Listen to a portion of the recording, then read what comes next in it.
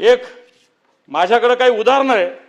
बीड जिल्ह्यातलं गेवराई घरकुल योजनेसाठी वाळू न्यायला परवानगी आहे।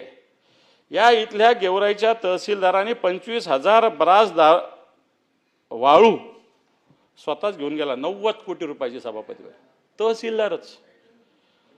तहसीलदार लोकांना घरकुलासाठी वाळू द्यायची म्हणतो आणि या गेवराईच्या तहसीलदारांनी जवळपास 90 कोटी रुपयाची 25,000 ब्रास दारू, म्हणजे लोकांना वाटायचं की वाळू माफिया, पण वाळू माफियाच्या नावाखाली या तहसीलदारांनी या ठिकाणी मला असं वाटतं हैदोस घातलेला आहे।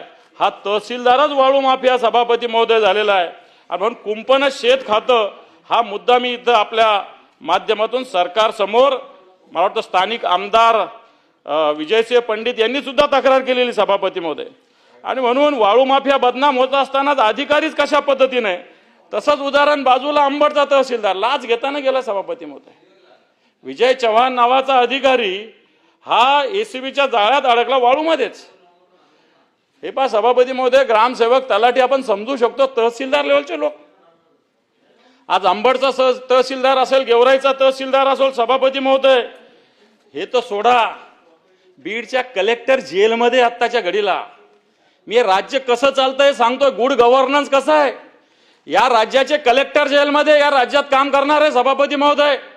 तहसीलदार वाळू चोरी करतात, अशा प्रकारची या राज्याची स्थिती नाही। राज्य गुड गव्हर्नन्स म्हटलं जातं, झिरो टॉलरन्स म्हटलं जातं।